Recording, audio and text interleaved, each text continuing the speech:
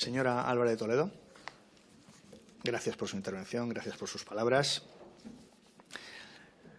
Se ha quejado usted de que el representante del Partido Socialista no ha seguido el orden del día y usted tampoco lo ha seguido. Por tanto, entiendo que será algo recíproco y que todos los portavoces… De hecho, diría que ninguno de los portavoces de los grupos parlamentarios que han intervenido ha seguido ni aproximadamente el orden del día. Yo he hecho una intervención inicial ajustándome al orden del día y estoy respondiendo una por una a las cuestiones que se han planteado. Y lo voy a hacer también con usted. Su intervención, señora Álvarez de Toledo, como es costumbre, es una mezcla de frases hechas, falsedades y el apocalipsis que va a caer sobre nuestro país.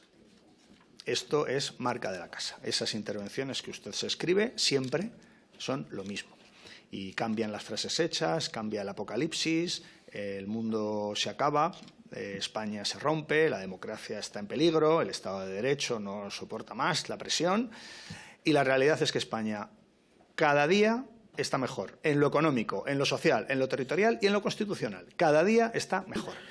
La máquina del fango que la envuelve no es solo informar o trasladar un dato falso, es odio, es difamación personal, es una mezcla explosiva para la democracia. Y esto obliga a reformar los instrumentos jurídicos hoy existentes y notablemente desfasados para atender esa realidad, teniendo en cuenta que la extrema derecha es maestra en la desinformación y en la amenaza de los valores democráticos. Señorías, la democracia debe militar contra sus enemigos, debe defenderse de sus enemigos. Durante ya medio siglo ya es común en doctrina constitucional, hacer referencia al carácter de la Constitución como no militante, como neutral. Pero eso no quiere decir, no puede querer decir que esta sea una Constitución indiferente o inerme frente a sus enemigos. Frente a sus enemigos hay que apelar a la democracia resistente, a una resistencia frente a esos enemigos declarados y persistentes que hoy están en el seno de las derechas, de la extrema derecha y de la derecha extrema. Nada más. Muchas gracias, presidente.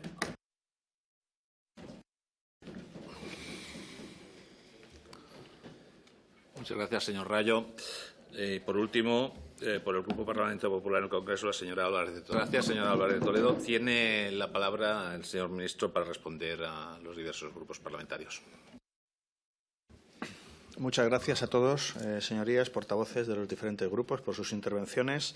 Si les parece, voy a responder uno por uno a las cuestiones concretas que me han planteado y lo haré por el mismo orden que han intervenido ustedes. Empiezo, por tanto, por el señor Pallés, representante de Junts per Catalunya. Dice usted que el Plan de Acción por la Democracia es simplemente la respuesta a un interés partidista. Pero yo, permítame que le diga que a mí me parece que esto es la respuesta a un interés de nuestra democracia, de nuestras democracias, las democracias europeas, las democracias occidentales. Es un reto no solo de España, sino es un reto de diferentes países con democracias que tienen democracias asentadas, sólidas como la española y que están poniendo en marcha medidas para que sus democracias no se vean afectados por distintos fenómenos que están a la vista. Están a la vista. Si tenía usted alguna duda, igual ha escuchado alguna intervención en esa línea. Y, por tanto, esos retos, esos desafíos que tienen nuestras democracias es lo que hace que la Comisión Europea tenga un plan de acción por la democracia, que ahora tenga un escudo por la democracia en Europa y que nosotros vayamos en esa línea también trabajando por ello. Por tanto, interés partidista no nos mueve el interés de nuestra democracia, que estoy seguro que usted también comparte, que nuestras democracias sean limpias y sean plenas, como dice The Economist, para España.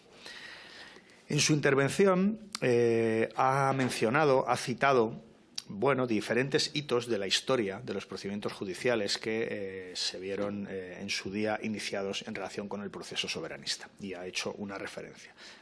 Permítame que le diga, estamos en una nueva etapa en Cataluña, usted lo sabe, como lo sé yo.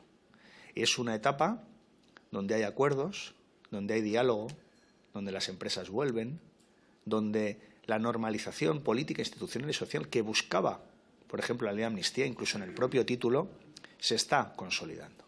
Y esa nueva etapa de acuerdos entre personas muy diferentes, yo escucho su intervención y no comparto casi nada. Y estoy convencido que usted, cuando escucha la mía, pues le parecerá más o menos lo mismo y tampoco compartirá parte de las afirmaciones que yo hago. Otras seguro que también coincidimos. Pero es que en esta nueva etapa lo que estamos haciendo es intentar llegar a acuerdos en aquello que podemos coincidir. Y me parece que es un camino que agradece la sociedad catalana. Por tanto, la historia del procés soberanista pues se ha escrito y se escribirá, pero yo estoy en la nueva etapa. Yo estoy en el presente y en el futuro de Cataluña, no en el pasado. Y así se lo digo con toda franqueza.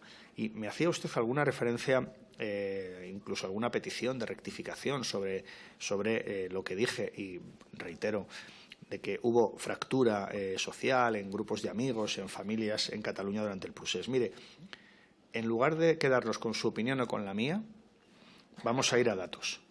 En el año 2018, el CIS catalán, el CEO, dijo que el 55% de los catalanes consideraba que el proceso soberanista había afectado a la convivencia en Cataluña. El 55%. El CIS catalán, 2018. Y el Instituto Catalán Internacional para la Paz, en 2020, también en otra encuesta, dijo que el tema que más polarizaba en Cataluña, por encima, fíjese, de la pandemia y de muchas otras cuestiones que fueron también muy de actualidad, había sido el proceso soberanista. Una puntuación de 7,20 sobre 10. Es decir, que estos datos del CIS catalán, que también decía otra cosa, en esa encuesta del CIS catalán, que el 40% de los catalanes habían dejado de hablar a un amigo o a un familiar como consecuencia del proceso independentista. Por tanto, me limito simplemente a darle estas cifras del CIS catalán, por cierto, en un gobierno en el que en aquel momento participaba Junts per Catalunya, y dio estas cifras. Por tanto, no miremos al pasado, miremos al futuro. Usted me leía la exposición de motivos de la ley de amnistía o algunos extractos. Por supuesto que esa ley de amnistía hace referencia a un conflicto político que sabe cómo estamos solucionando con diálogo y con acuerdos. Así se está superando la gravísima crisis que sufrimos todos, porque es que en el proceso soberanista no ganó nadie. No ganó nadie. Nadie. Perdió Cataluña, perdió España. Y estamos trabajando precisamente para coser esas heridas. Por tanto, no comparto su diagnóstico, no comparto parte de la intervención que usted ha hecho, pero sí le digo que vamos a seguir trabajando en la misma línea de diálogos, de acuerdos, para poner el acento en lo que nos une. Somos muy diferentes, su grupo parlamentario y el mío, claro, por supuesto. Pero precisamente por eso tiene más valor y por eso los catalanes precisamente nos piden que pongamos ahí el acento, en lo que nos une, en lo que une a los diferentes. Y luego ha puesto usted algunas palabras en mi cerebro. Ha dicho lo que usted cree que yo pienso sobre el Estado de Derecho. Permítame que diga yo lo que yo pienso, que no me interprete usted, porque en algunas cosas de las que dice, pues efectivamente puedo pensarlas, otras no tanto, otras en absoluto, y por tanto le pido poder yo ejercer mi propia libertad de expresión. Y por último, me ha hecho usted algunas propuestas que tienen que ver con la Comisión de Justicia, que ayer usted también participó en representación de su grupo parlamentario, pero no lo hizo. Hacía propuestas, y nos las ha hecho hoy en la Comisión Constitucional, propuestas, que también le tengo que decir que pues muchas de ellas no me parece que sean en este momento adecuadas, otras se podrían estudiar. No creo que sea el momento, de manera precipitada, de que hablemos de ese tipo de propuestas y de que hablemos de su respuesta. Señor González, representante del Grupo Parlamentario de Sumar, le agradezco su tono y le agradezco su intervención. Mire que no forma parte de esta comisión, la memoria democrática. Yo era ministro de Memoria, tuve el honor cuando se aprobó la Ley de Memoria el año 2022. Y, por tanto, pues toda la intervención que hace usted sobre la memoria, pues creo que es importante para nuestro país, porque finalmente la memoria no es, como algunos piensan, pasado, sino es precisamente presente. Es conocer qué pasó en nuestro país para poder vivir el presente de manera plena. Me hace usted una reivindicación sobre Vía Layetana, que ayer también se planteó en la Comisión de Justicia. Fíjese, a mí se me planteó muchas veces durante mi mandato como ministro de Memoria, y creo que es bueno que diferenciemos dos planos. Un plano, que es el que no es viable, es que deje de ser una comisaría de la Policía Nacional, porque verdaderamente es una comisaría muy céntrica, en un lugar, una encrucijada clave en Barcelona, que es imprescindible para mantener la seguridad ciudadana y las competencias que tiene la Policía Nacional en Barcelona.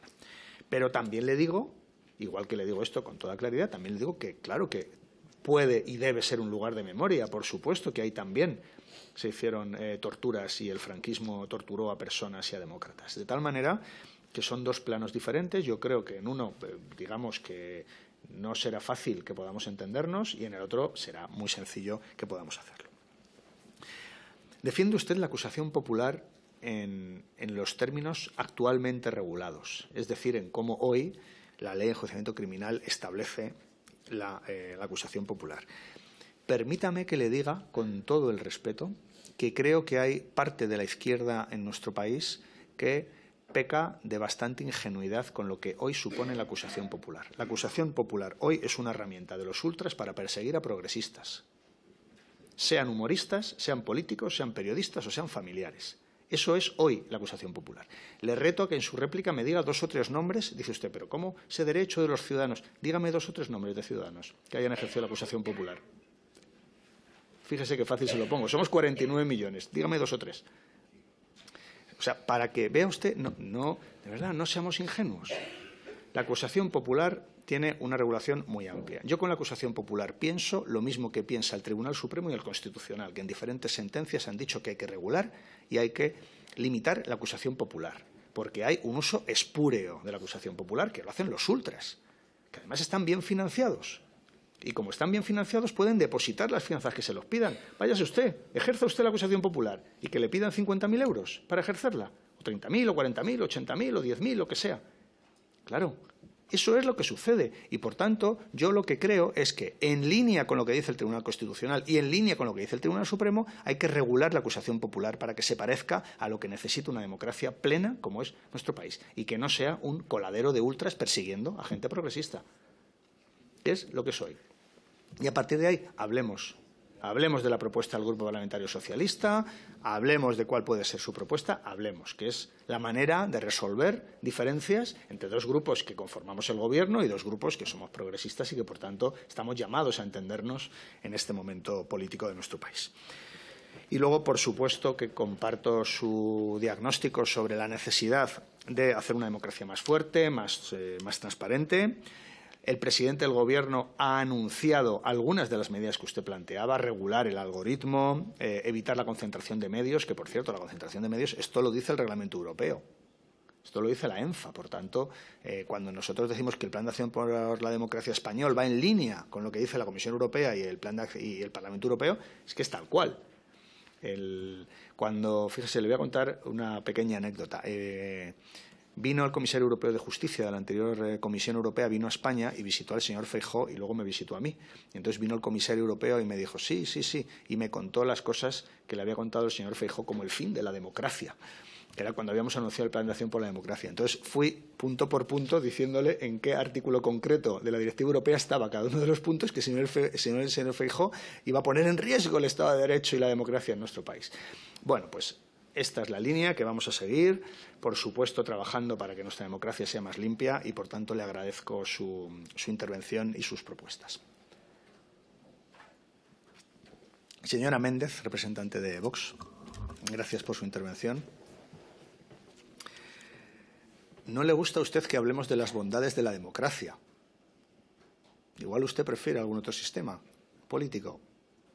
Imagino que no, pero en su turno de réplica me lo podrá aclarar, porque como a usted le ha sentado tan mal que yo hable de las bondades de la democracia, pues he llegado a pensar, bueno, pues igual es que no es el sistema político preferido de Vox.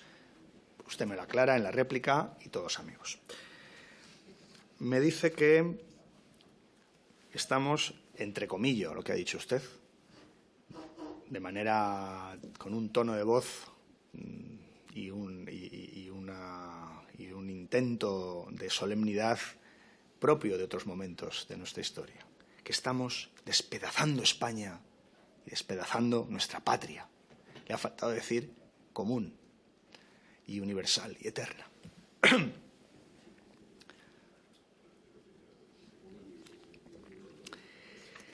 No sé si usted es nostálgica de cómo estaba la situación en Cataluña en el año 2017. ¿Usted prefería la situación en Cataluña del año 2017? Yo prefiero la actual, infinitamente mejor, en cohesión territorial, en cohesión social. Usted sabe que hoy el CIS catalán, el CEO, hoy dice que es la cifra más baja de independentistas que quieren separarse de España de la historia. ¿A usted esto qué le parece? ¿Le gustaba más cuando en 2017 había más independentistas que personas que quisieran vivir en España? ¿O este dato le da igual? Porque no parece que sea un dato menor para alguien que le preocupa que se despedace nuestra patria. Seguro que en la réplica también me responde si en 2017 usted prefería esa situación, prefiere la actual, estará encantado. Ha dicho otra cosa, bueno, las intervenciones de Vox, como es natural y como es lógico y como es habitual, están trufadas por muchas falsedades y por muchas, permítame, mentiras objetivas. Usted ha dicho que no conocemos en toda su extensión los acuerdos que firman ustedes con Junts y con el Esquerra Republicana de Cataluña. Pues léalos usted, porque es que son públicos. Algunos están en el Boletín Oficial del Estado y otros se publican. Mire, nosotros negociamos, acordamos, nos sentamos en la mesa, a veces con muchas dificultades. En ocasiones es difícil llegar a acuerdos. Y una vez que los acuerdos son públicos, se difunden para que la población y los ciudadanos los lean.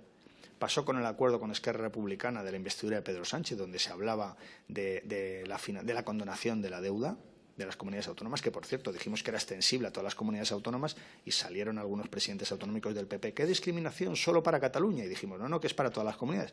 Ahora que es para todas las comunidades, pues claro, por eso está la situación en la que están los presidentes autonómicos que quieren coger el dinero, pero no les deja Feijóo. Esta es la situación de la condonación de la deuda. Claro, porque es que no solo se ahorran deuda, que no tienen que pagar, es que se ahorran intereses. Y esos intereses sirven para financiar en cada comunidad autónoma educación, sanidad, servicios públicos, transporte. Y, por tanto, los presidentes autonómicos pues quieren que esa condonación se lleve a cabo y por eso hacen, pues no sé, este acto tan sumamente hipócrita, ¿no?, de levantarse de una reunión. Pero oiga, que usted está ahí para defender a los ciudadanos de su comunidad autónoma.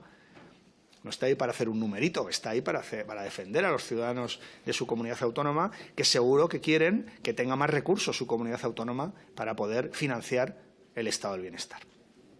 Dicho esto, vuelvo a lo que usted planteaba. El acuerdo con Esquerra Republicana es público, el acuerdo con Junts per Catalunya es público, las leyes que pactamos con los grupos parlamentarios son públicas y acaban en el BOE, por tanto, que si usted dice que no conoce su extensión, pues léalo. Y cuando los lea, pues verá la extensión de estos acuerdos. Ahí está todo. Desde el principio hasta el fin, esos son los acuerdos. Que, por cierto, que me ha llamado mucho la atención que usted a los acuerdos los llama traición. Pero que esto es una democracia parlamentaria, señora Méndez. Que aquí hay 350 diputados, todos ellos legítimos. Todos ellos votados por ciudadanos. Todos ellos.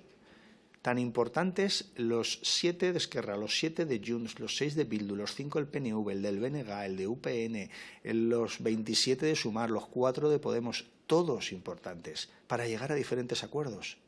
Por eso, cuando es necesario llegar a acuerdos, lo intentamos con todos los grupos. El único que no nos coge el teléfono nunca si se sientan son ustedes. Nunca. Sí, ustedes estarán orgullosos, pero es que somos el gobierno de España. Somos el gobierno de España y Vox nunca quiere sentarse con el gobierno de España. Y eso lo que supone no es más que pues, negar legitimidad a un gobierno democrático.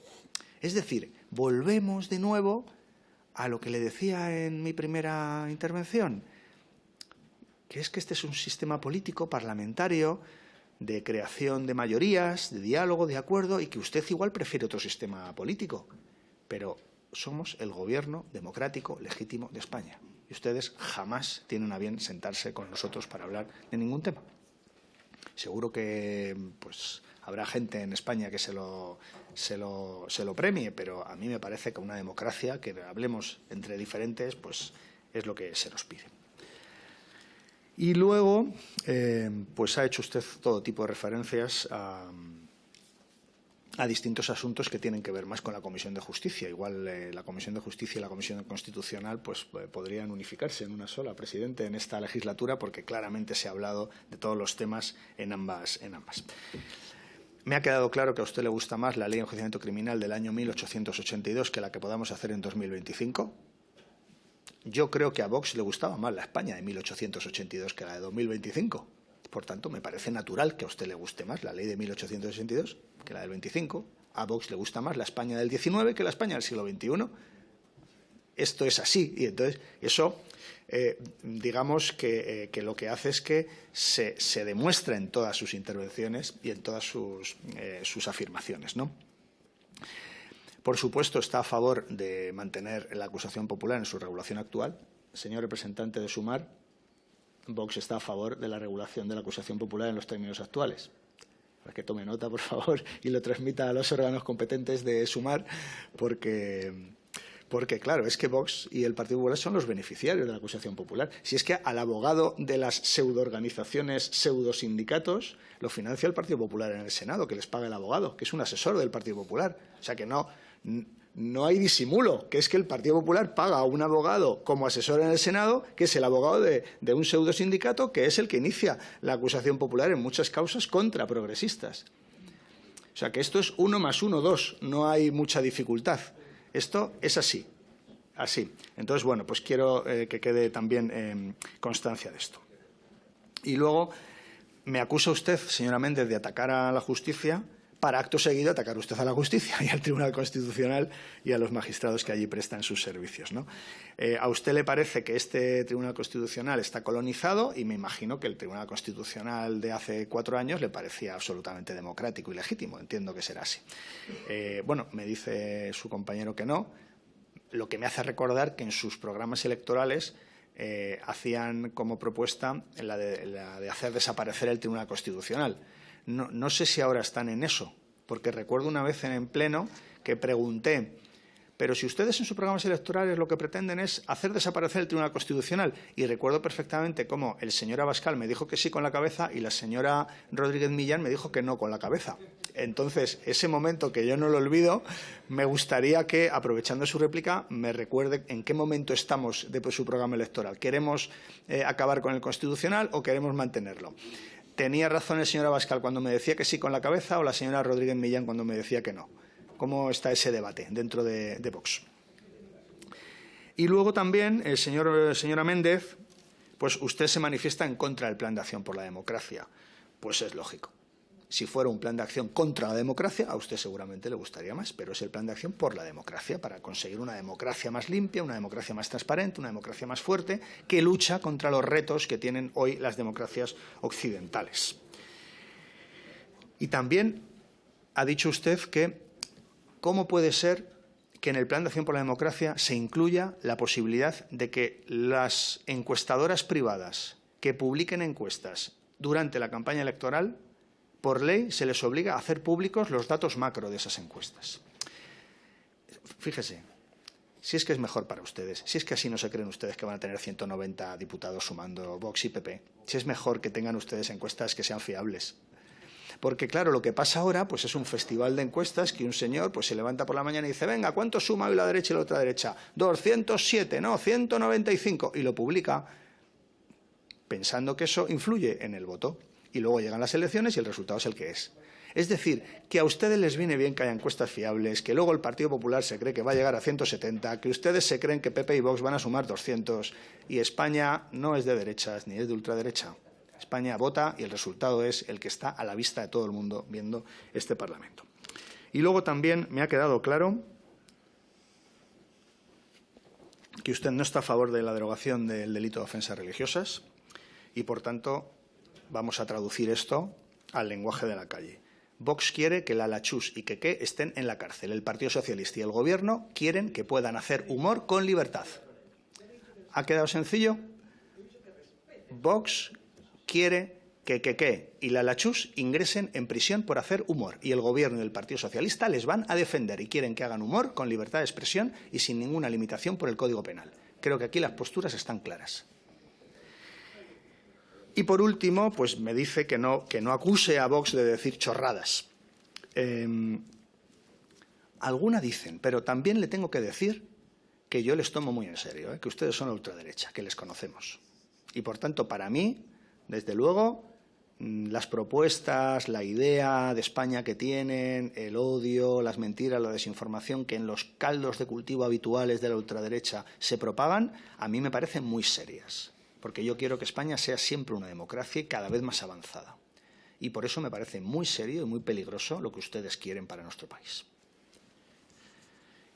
Señor Rayo, portavoz del Partido Socialista, gracias por sus palabras, gracias por la interpretación que hace del trabajo que desde el Gobierno hacemos. Yo formo parte del Grupo Parlamentario Socialista como diputado por Madrid y, por tanto, me siento plenamente identificado con las palabras que usted ha pronunciado. Usted, para revuelo del Grupo Popular, pues ha hecho referencias a la Dana. El argumento que utilizó el Partido Popular era es que no está en el orden del día. Bueno, ¿habrá escuchado usted la intervención de la portavoz del Partido Popular? Pues el orden del día es eso que está ahí y que, desde luego, el Partido Popular tampoco se ha acogido a él. Yo, como ven, respondo punto por punto a lo que se me va planteando por los portavoces de los grupos, no eludo ninguno de los asuntos y, por tanto, que usted hable de lo que ha supuesto para el Gobierno el impulso de los 3 decretos leyes y los 16.000 millones de euros para los afectados por la Dana, creo que es importante. Por cierto, para pactar esos 3 reales decretos leyes, yo mismo me reuní con todos los grupos parlamentarios, excepto con Vox, porque no quisieron. Porque para ellos, los afectados de la Dana, pues bueno, tampoco merecen sentarse en una mesa a hacer propuestas. Sí ocurrió con el Partido Popular. Nos sentamos con el Partido Popular, nos sentamos con su portavoz económico, con el señor Juan Bravo, nos hicieron propuestas, algunas de esas propuestas están en los decretos leyes que se aprobaron y, por tanto, se hizo un trabajo que yo creo que es lo que piden las familias de los afectados y los afectados. Que trabajemos por el bienestar de esas personas que han sufrido una terrible riada. Pero es cierto que la gestión del presidente Mazón, pues mire, yo pienso lo mismo que piensa el PP de la gestión de Mazón, lo mismo. Yo lo puedo decir, ellos pueden no decirlo, pero pensamos lo mismo y yo creo que lo piensan todos los españoles. Todos los acuerdos a los que usted hacía mención, todo el trabajo que estamos haciendo, pues mire, esta semana es un buen ejemplo con el pacto de violencia contra la violencia de género, del acuerdo con la financiación autonómica, de los acuerdos que se están avanzando en otras materias. Esto nos lleva a una conclusión que creo que es bien importante, ¿no?, para nuestro país, y es que la legislatura va rumbo a 2027, con avances, con leyes, con acuerdos, con diálogo. Es la seña de identidad de este Gobierno y así va a continuar siendo. Y para eso es imprescindible el Grupo Socialista, que siempre es el hacedor de esos grandes consensos que se producen en esta Cámara como grupo parlamentario mayoritario que forma el Gobierno de nuestro país. Me alegro, y además usted es catedrático de Constitucional, por tanto, de esto tiene una cualificación especial, que tenga una valoración positiva de la Ley Orgánica del Derecho a la Rectificación. Creo que nuestra ley vigente es del año 82. Imagínese, no había ni digitales. No había ni digitales, ni digitaluchos, ni medios de comunicación, ni pseudomedios. Y, por tanto, tenemos que adaptar, porque tampoco había redes sociales, tenemos que adaptar al 2025 pues, lo que en aquel momento se reguló y ahora tenemos que adaptarlo, pues, por ejemplo, a usuarios relevantes de redes sociales con cientos de miles de seguidores. Y luego también me ha gustado la parte de su intervención donde ha hablado de las injerencias extranjeras y de la desinformación de algunos países de la Unión Europea, de los 27, que han sufrido injerencias extranjeras muy importantes y que de hecho, pues ha hecho que los tribunales de garantías constitucionales de esos países hayan tenido que tomar decisiones sobre elecciones que se habían celebrado. Y, por tanto, creo que esto es verdaderamente relevante. Y esto me lleva también a pensar en la defensa de los intereses nacionales y no en la defensa de los intereses extranjeros. Miro a Vox, por lo que sea, pero que esto creo que también es muy relevante.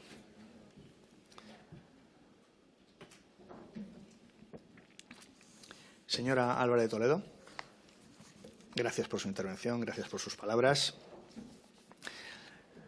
Se ha quejado usted de que el representante del Partido Socialista no ha seguido el orden del día y usted tampoco lo ha seguido. Por tanto, entiendo que será algo recíproco y que todos los portavoces… De hecho, diría que ninguno de los portavoces de los grupos parlamentarios que han intervenido ha seguido ni aproximadamente el orden del día.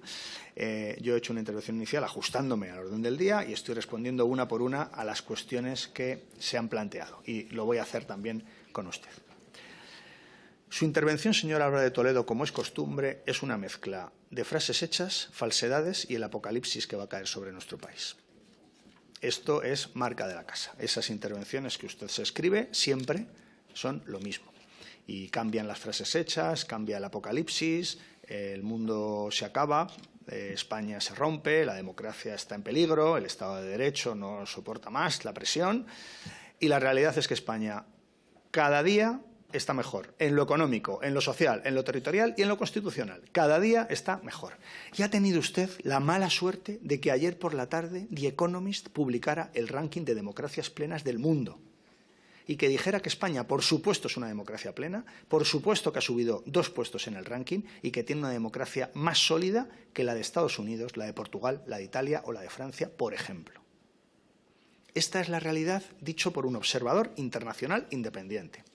Si uno ve el ranking de The Economist y se lee el informe, que es bastante prolongado y bastante extenso, y escucha su intervención, se dará cuenta que o The Economist o usted están en mundos diferentes. Lamento decirle, señor Álvarez de Toledo, que usted está en un mundo que no existe en España. No existe. Usted sigue con sus cosas, que, por cierto, tengo la sensación, pero es una sensación, usted me lo podrá confirmar en su turno de réplica si lo tiene a bien, no forma parte del orden del día, ya se lo digo. Me da la sensación que a usted no le informan desde la dirección de su partido de cosas bien relevantes. Porque usted nos achaca continuamente acuerdos con el independentismo maligno catalán. ¿A usted le han contado los acuerdos que intentó el Partido Popular para conseguir la investidura del señor Feijóo? ¿Se los han contado? Yo creo que no. Pero no estaría de más que usted preguntara y dijera, oiga, que es que no hago más que repetir algo que empieza a resultar ridículo si uno conoce la realidad. Y que tenga bien el señor Feijóo, quien considere que tenga bien contarle qué acuerdos le propuso el Partido Popular a Junts para conseguir la investidura del señor Feijóo. Se lo propongo. Igual sus intervenciones ganan en realidad.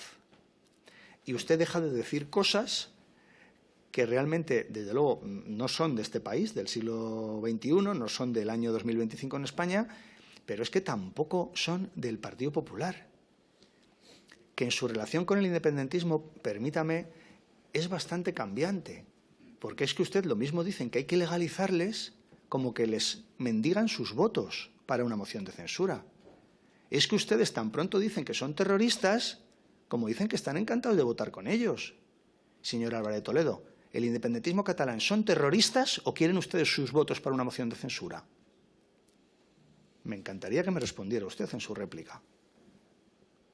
Porque la realidad, lamento decirle, pues se lo lleva todo por delante.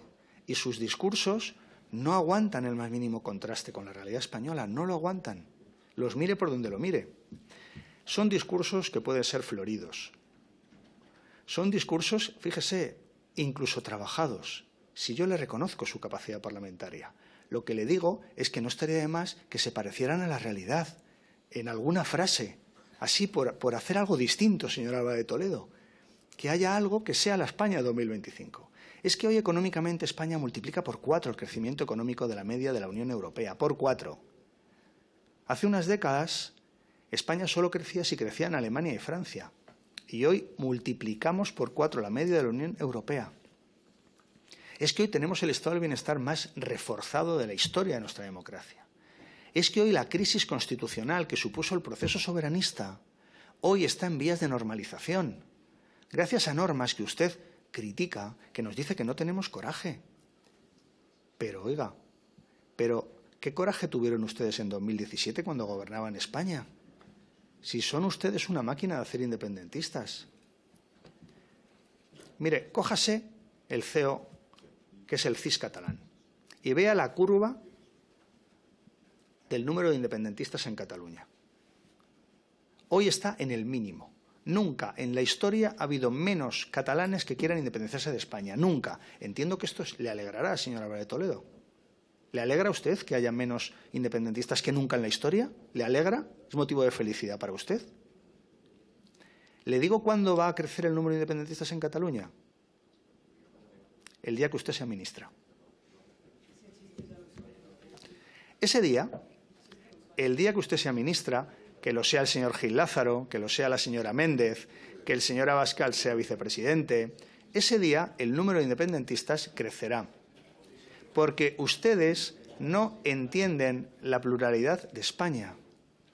Y como no entienden la pluralidad de España, simple y llanamente son ustedes una fábrica de independentistas. Y lo mejor que le puede pasar a la unidad de España, señor Álvarez de Toledo, es que el Partido Socialista gobierne.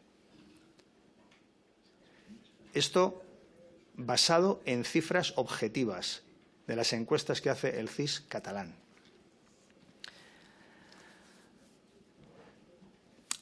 Se ha convertido usted, señora Álvarez de Toledo, en, permítamelo, se lo digo con todo el cariño y todo el respeto que la tengo, se ha convertido usted en una dirigente vintage del Partido Popular, que utiliza argumentos que ya no utiliza nadie en su partido, que dice cosas porque ignora lo que ha hecho su partido.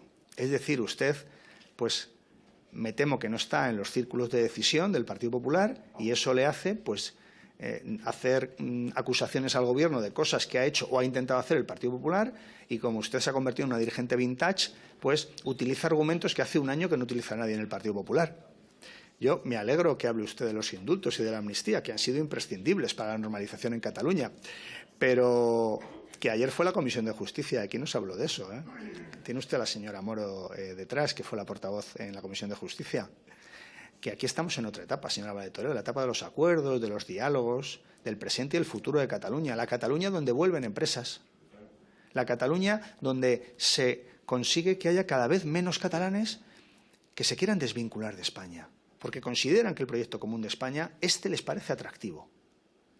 Y, por tanto, pues, como siempre, le ruego que ajuste usted sus discursos, floridos todos ellos, a la realidad de nuestro país y a la realidad de España del año 2025.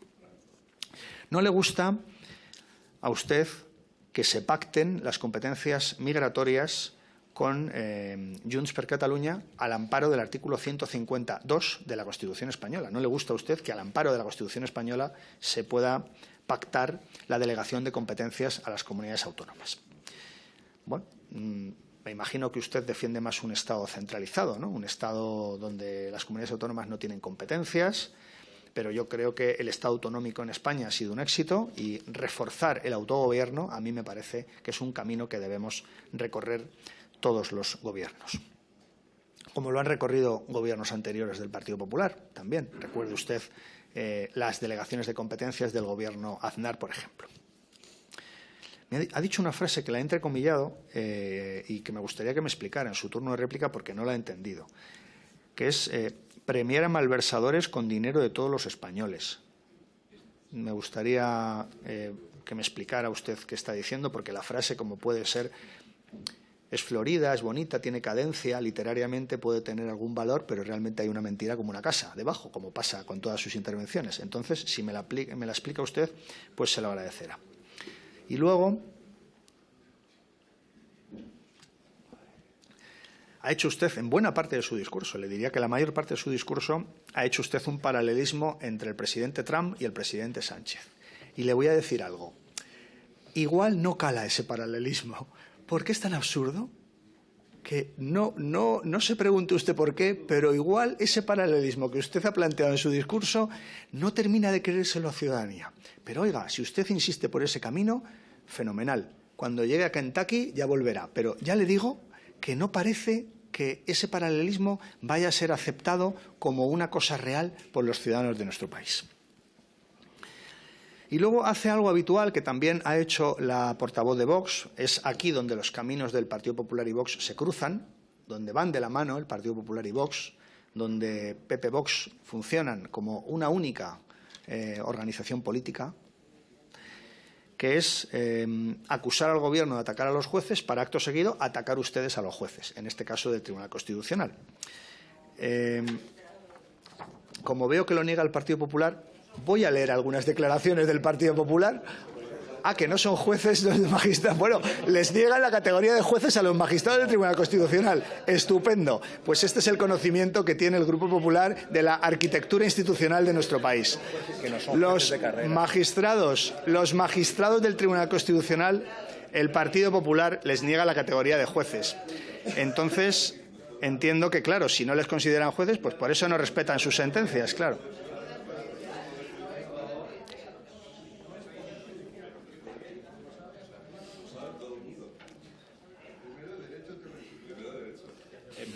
Yo creo más confianza en la respuesta de la señora Cayetana Álvarez de Toledo que la que tienen sus diputados, porque veo que todos ustedes quieren contestar. Tendrá su momento contestar la portavoz de su grupo. Así que respeten la palabra que ustedes han designado como portavoz y en su turno seguro que contestará. No hace falta que ustedes ocupen su papel. Gracias, presidente. Yo tenía algunas declaraciones del Partido Popular y también de Vox, porque ya les digo que aquí dicen ustedes lo mismo, pero todo ha quedado superado por el hecho de que el Grupo Parlamentario Popular niega la condición de jueces a los magistrados del Tribunal Constitucional. Esto es lo que hoy ha quedado acreditado en esta comisión y yo les agradezco que sean tan sinceros y tan transparentes, porque realmente pues esto no es más que el final de, por ejemplo, el señor Feijóo. ¿Qué ha dicho el señor Hernando? Señor Hernando, ¿es capaz de repetir lo que ha dicho? Señor Hernando, haga el favor de no insultar en esta. Si tiene usted ganas de crear un conflicto en este debate, me lo dice y lo resolveremos con bastante rapidez. Pero haga el favor de no faltar al respeto. Señor Hernando, hasta ahora hemos tenido un desarrollo de la comisión bastante normal. Ha llegado usted y comenzamos a tener problemas. Haga el favor de respetar a esta comisión y a los miembros de esta comisión. Haga el favor de no insultar. Simplemente le pido eso. No sé, ya sé que le va a costar, pero haga un esfuerzo por contenerse en los insultos. Muchas gracias, señor presidente. Gracias, señor Hernando. Bienvenido a esta comisión. Siempre estamos en su presencia, pues siempre hay novedades y siempre hay entretenimiento. Entonces, pues bienvenido a esta comisión, señor Hernando.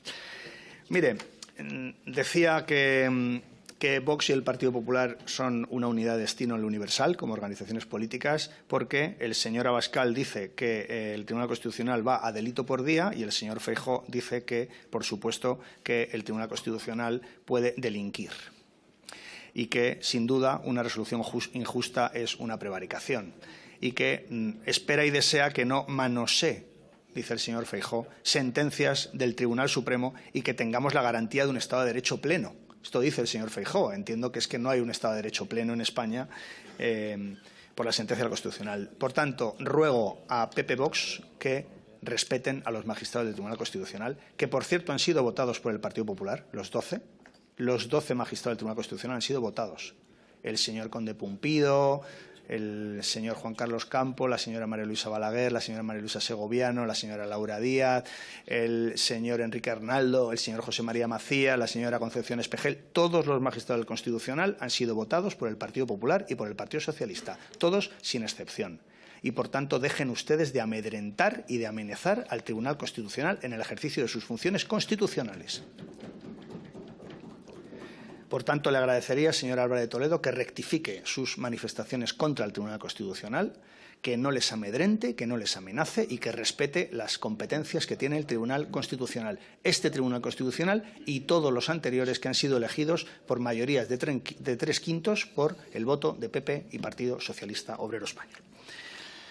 Y, por último, señor Álvarez de Toledo, tengo para usted una mala noticia. Lamento terminar con esto. En su turno de réplica podrá responderme. Usted sueña con que me salpique algún procedimiento judicial. Lamento decirle que va a seguir usted soñando muchos años. Gracias.